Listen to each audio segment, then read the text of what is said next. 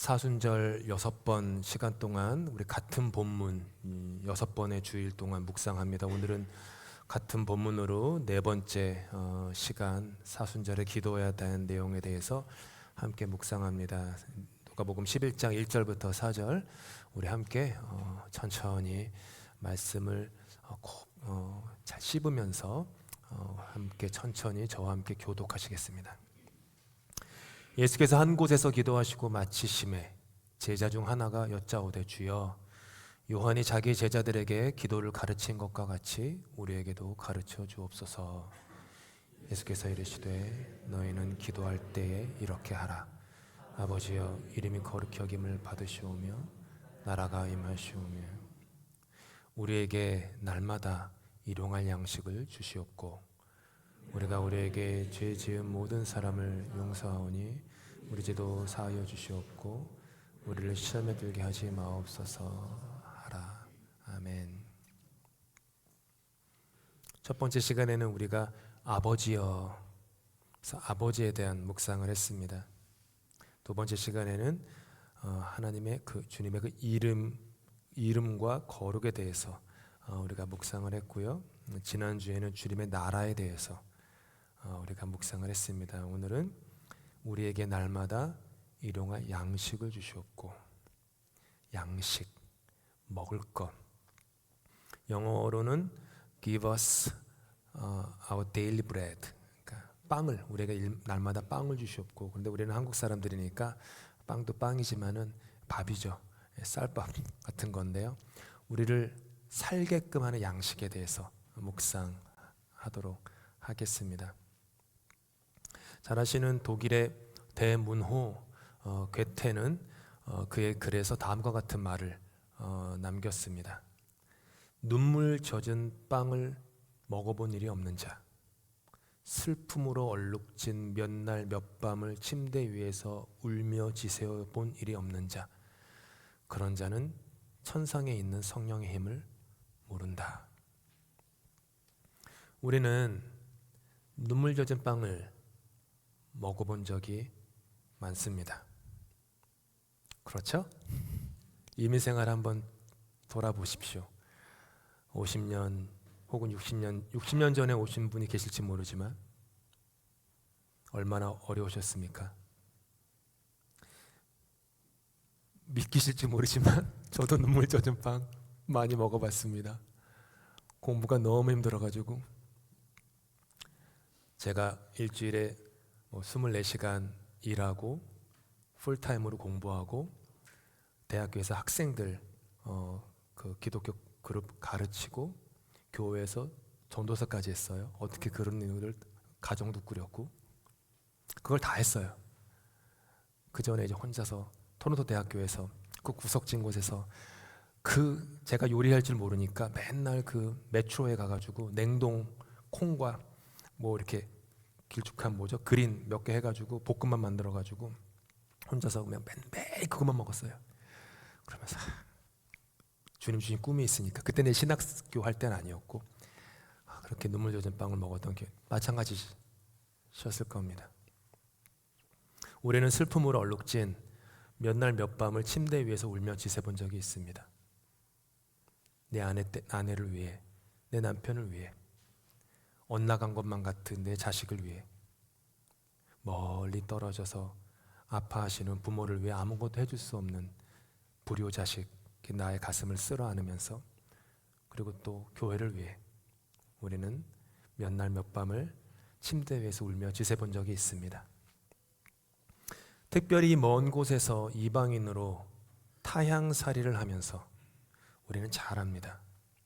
눈물 젖은 빵, 슬픔을 얼룩진 몇 날 몇 밤이 무엇인지 우리는 너무나도 잘 압니다. 일용할 양식.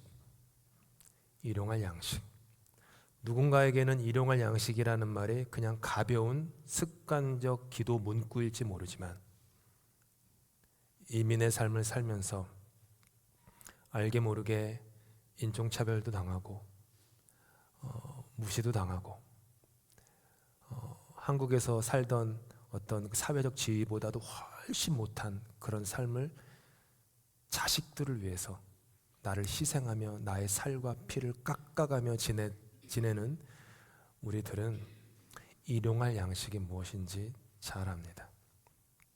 사람은 꿈을 먹고 자란다고 하더라고요. 꿈.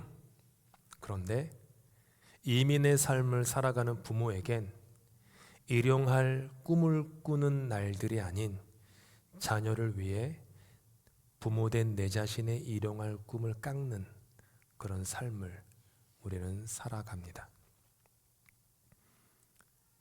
어린 시절 돌아가신 제 아버지께서 제가 어린 시절에는 웬만해서는 빈손으로 퇴근하신 적이 없으십니다. 겨울에는 군고구마, 군밤, 가끔 아실지 모르지만 삼립호빵 갖고 들어오셨고요. 다른 계절에는 작지만 행복한 만큼의 과일을 비닐봉지에 담아가지고 꼭 집에 들어오셨습니다. 행여나 아무것도 들고 오지 못하신 날, 좀 속상한 일이 있으셨는지 술에 거나하게 취하셔서 들어오셨을 때에는 미안한 마음이 있으셨는지 정막이 흐르는 어두운 골목길을 지나는 또 다른 누군가의 아버지로부터 메밀묵을 사셔서 저를 먹이셨습니다. 언제나 자녀를 위해서 일용할 양식을 구하는 것이 부모입니다. 왜일까요? 사랑 때문입니다. 오늘 찬양 들은 것처럼 사랑 때문에. 사랑을 사랑하는 사람은 본능적으로 본질적으로 자기를 부인하게 되어 있습니다. 자기를 부인하지 않는 사랑은 욕망이라고 부릅니다. 탐심이라고 부르죠. 참된 사랑은 그것이 종교적 사랑이건 부모의 사랑이건 자식 사랑이건 부부간의 사랑이건 교회 사랑이건 참된 사랑은 언제나 한결같이 동서고금을 막론하고 자기를 부인합니다. 그렇게 남을 살리는 사랑을 주는 존재가 부모였기 때문이겠죠. 하지만 알게 모르게 배가 부르게 되고 가진 것이 많아지게 되고 더 이상 일용할 양식 그까짓 거 아무것도 아니야. 일용할 양식이 뭐야? 앞으로 1년이고 10년이고 우리 창고에는 가득한데라는 교만과 자만과 나태한 마음이 우리 영혼에 들어오게 되면 탐심에 사로잡힙니다. 탐심에 사로잡히면 일용할 양식을 구하는 것을 잊어버리게 됩니다. 지난주에 넷플릭스에서 영화 계시록을 보았습니다. 시간이 없어가지고요 막 넘기면서 봤어요. 어린이들은 보면 안 되는 영화입니다. 3명의 목사가 나옵니다. 한 명은 대형 교회의 담임 목사로 서울에 있는 다른 지역에 또 다른 어마무시한 대형 지교회를 건축하고 있습니다. 그리고 그 지교회에 아주 어린 아들 목사를 그 교회 담임으로 보내서 교차 세습을 하려고 합니다. 교차 세습이 뭐냐면은 여기서 바로 다음으로 아들에게 물려주기 눈치가 보이니까 이 아들을 딴 교회에 보내서 보낸 다음에 그 다음 수순으로 돌아오게끔 하는 거. 그걸 교차 세습이라고. 이게 법을 우회하는 거죠. 많이 해요, 한국에서 교차 세습.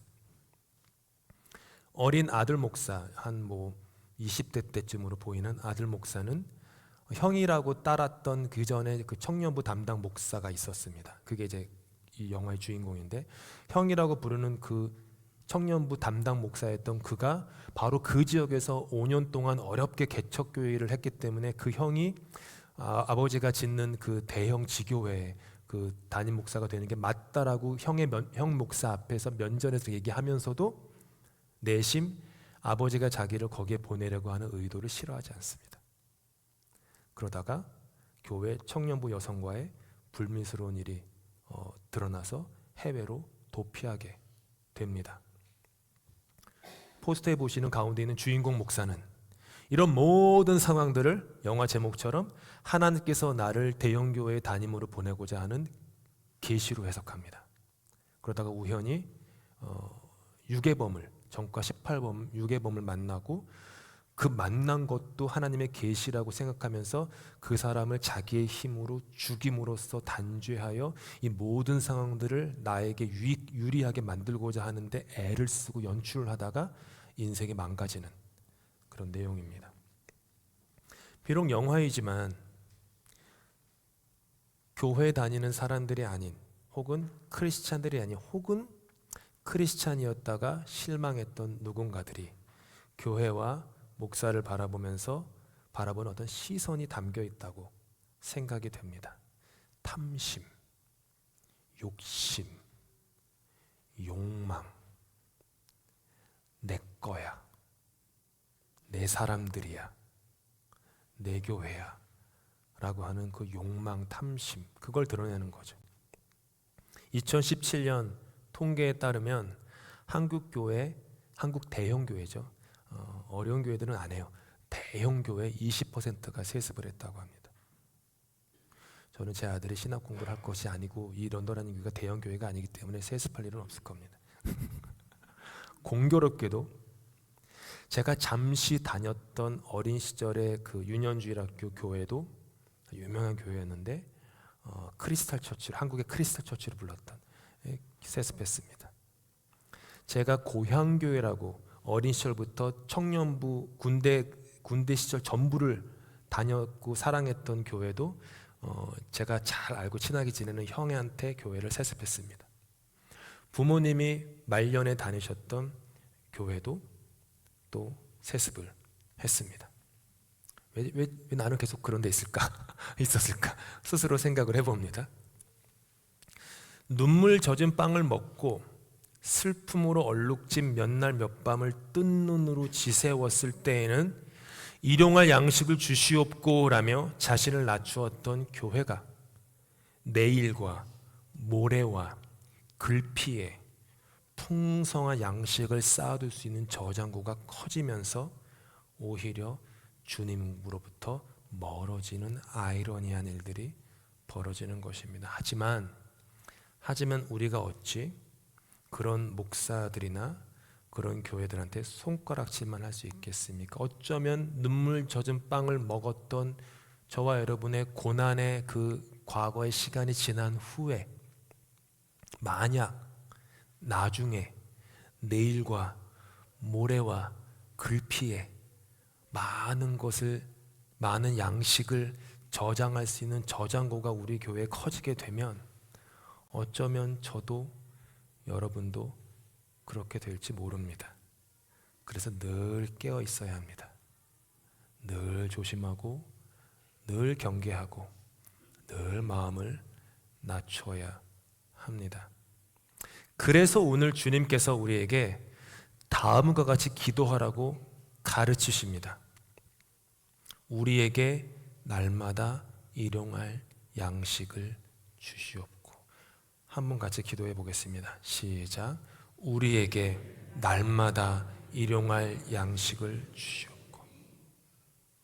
사람은 먹어야 삽니다. 하지만 아이러니하게도 먹어야 사는 존재가 사람인데 깊게 들어가 보면 사람은 자기 스스로 자기의 먹을 양식을 구하지 못합니다. 그게 인간입니다. 농부도 아무리 많은 땀을 흘려도요, 비가 안 오거나 반대로 비가 너무 많이 오거나 그러면 한 해 농사를 다 망칩니다. 나의 일용할 양식은 내가 아닌 다른 누군가로부터 받아야만 합니다. 우리 밥상에 올라가는 모든 음식은 내가 아닌 누군가의 도움을 받은 음식입니다. 가장 처음으로 아내가 정성스럽게 음식을 만든 것이고 그 재료는 누군가가 그곳에 갖다 놓은 것이고 그거를 그곳에 갖다 놓기 위해서 비행기건 미국에서건 트럭 운전사들이 그 오랜 시간 잠을 쫓아가면서 그거를 옮겼을 것이고 그것이 왔던 원산지에서는 많은 아이들의 아버지와 어머니들이 고통 가운데 최저임금을 받아가면서 뼈를 깎아가면서 자식들 그대로 제대로 지켜보려고 눈물과 땀을 흘리면서 농사를 지었던 그것들이 흐르고 다 누군가의 아버지, 누군가의 어머니들을, 타인의 존재를 다 걸쳐가지고 결국엔 우리 밥상에 올라온 것입니다. 인간은 누구나 다른 누군가로부터 의존할 수밖에 없는 존재입니다. 우리는 결핍된 존재입니다. 그래서 예수님께서 이 기도를 하라고 하는 겁니다. 너희들은 완벽한 존재가 아니다. 착각하지 말아라. 너희들은 자급자족 못한다. 너희들은 스스로 존재할 수 없다. 너희들의 인생을 스스로 만들어낼 수 없다. 그렇기 때문에 이 기도를 가르치시는 거예요. 우리에게 날마다 일용할 양식을 주시옵고. 저는 이 기도가 참 따뜻합니다. 거창하지 않은 삶의 소소하고 작은 자리를 돌보시는 주님의 손길이 이 기도에 느껴집니다. 이 기도를 하는 자에게는, 진정으로 이 기도가 내 마음에 있다면 때로는 인생 속에 고난과 고통 때문에 불평과 불만이 잠시 찾아올 수는 있어도 그것이 영원히 머무르지는 않습니다. 흰 종이 위에 작은 점 하나를 찍고 사람들에게 무엇이 보입니까? 라고 물어보면 열의 열은 검정색 점이 보입니다 라고 얘기합니다. 하지만 생각해 보십시오. 종이의 흰색 면은 광활하고 점은 아주 보일라말락한 작은 건데 그것만 눈에 보이는 겁니다.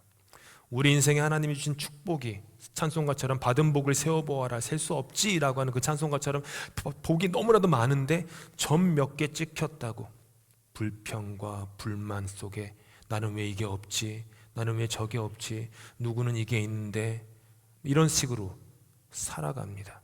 그런데 오늘 주님께서 가르쳐 주신 우리에게 날마다 일용할 양식을 주시옵고라는 꼭 기도하는 사람은 그런 불평과 불만의 마음으로부터 우리를 보호해 줍니다. 성경에도 이런 예가 나옵니다. 보리떡 5개와 물고기 2마리 5병여의 기적이 나왔던 그 성경을 이야기를 기억합니다.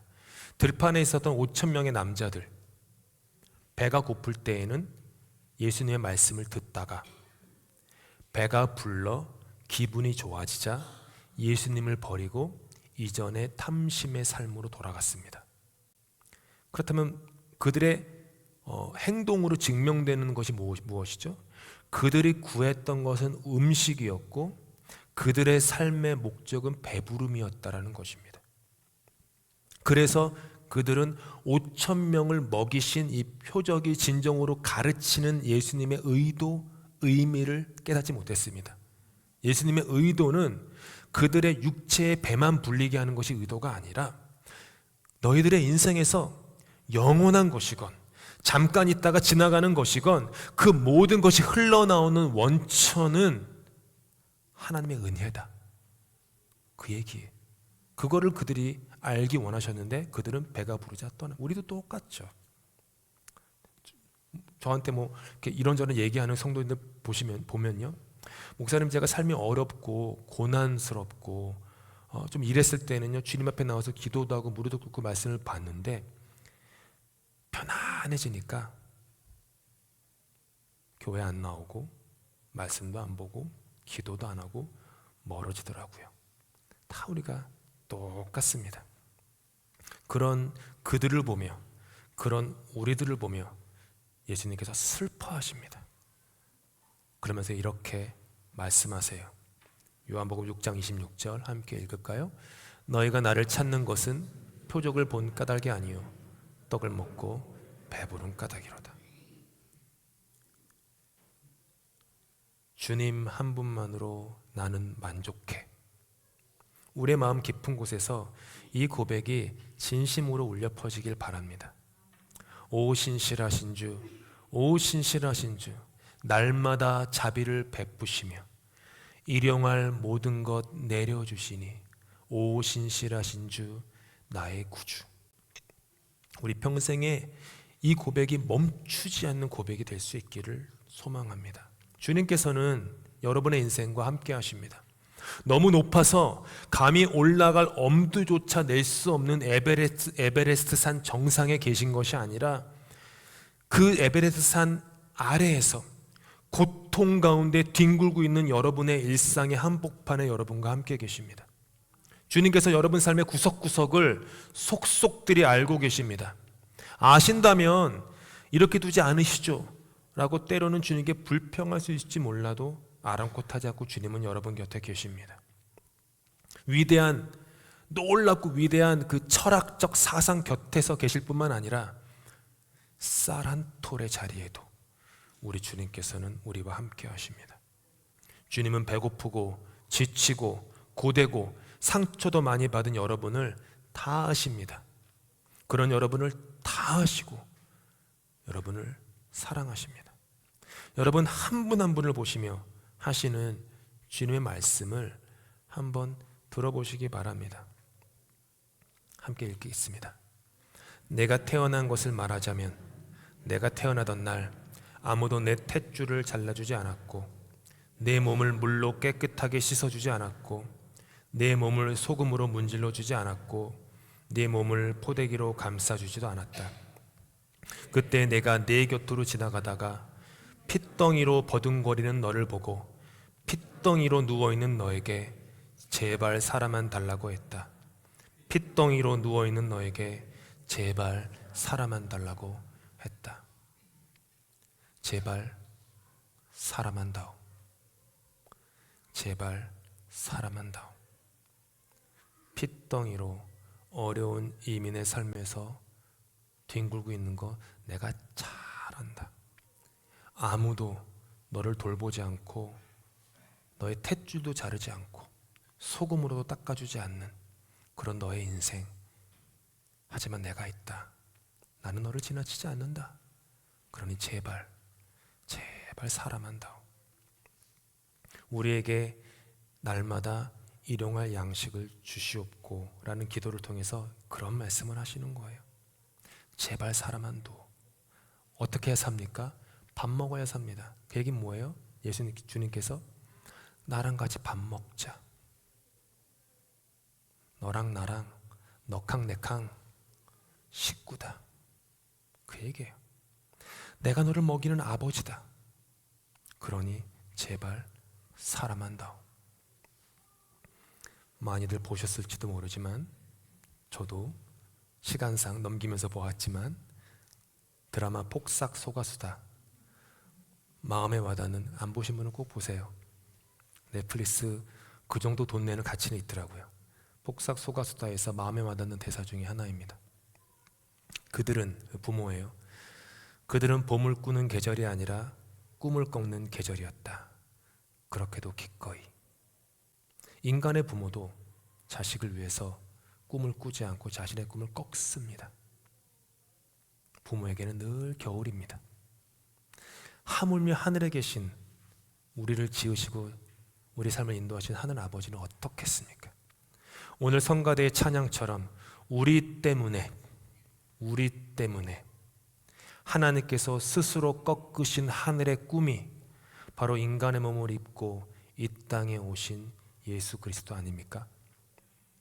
그렇게도 기꺼이 자신을 십자가에서 깎아서 아들과 딸 된 저와 여러분으로 하여금 인생의 꿈을 꾸는 계절을 살게 하신 것 아니겠습니까? 이런 대사도 제 마음에 쿵 하고 와닿았습니다. 아빠의 겨울에 나는 녹음이 되었다. 그들의 푸름을 다 먹고 내가 나무가 되었다. 인간의 아빠도 그런데 하늘의 아버지는 하물며 어떻겠습니까? 예수의 살과 피를 다 먹고 그분의 푸르른 말씀을 다 먹고 자녀된 저와 여러분은 나무가 되어 녹음이 우거진 그리스도의 푸른 숲 교회가 되어가는 것입니다. 핏덩이로 누워있는 저와 여러분에게 일용할 양식이신 주님께서 말씀하십니다. 제발 사람만 다오. 제발 사람만 다오. 힘들어도 사람만 다오. 어려워도 사람만 다오. 죽을 것만 같은 날이 오더라도 죽어도 살아야겠다 라며 살아달라고 말씀하십니다. 내가 너를 위해 죽었으니 너는 제발 살아다오 라고 하는 것이 사순절의 십자가입니다. 사순절을 보내면서 우리는 잊지 말아야 합니다. 십자가 바라보면서 예수 앞에 나아갈 때마다 사람만 다오, 사람만 다오 하시는 아버지, 식구 되시는 주님의 사랑의 손길을 말입니다. 그러니 사랑하는 주님의 자녀된 여러분, 예수 잘 믿으십시오. 예수님 더욱 사랑하십시오. 그분이 여러분의 일용할 양식입니다. 그분이 여러분의 꿈입니다.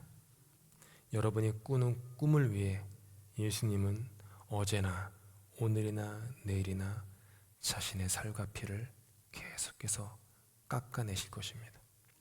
그분이 여러분의 소망입니다. 힘입니다. 생명입니다. 우리에게 날마다 일용할 양식을 주시옵고 이 기도의 따뜻한 풍성함이 저 여러분 곁에 늘 함께하기를 예수님의 이름으로 축복합니다. 기도하시겠습니다. 우리의 일용할 양식이신 예수님, 주님을 사랑합니다. 주님을 사모합니다. 머나먼 이 땅 끝에서 우리는 주님의 말씀을 먹고 살아갑니다. 주님의 사랑과 은혜를 먹고 우리는 더욱 푸르른 나무가 되어갑니다. 누구도 알아주지 않는 핏덩이로 누워있는 나를, 이 신앙의 공동체를 보시며 일용할 양식이 되어주시는 아버지께서 하시는 말씀이 나를, 이 교회를 살립니다. 제발 사람한다오. 너를 위해 내가 죽었으니 제발 사람한다오. 감사합니다 주님. 사랑합니다 주님. 우리의 삶을 받아 주시옵소서. 예수 그리스도 이름으로 기도합니다.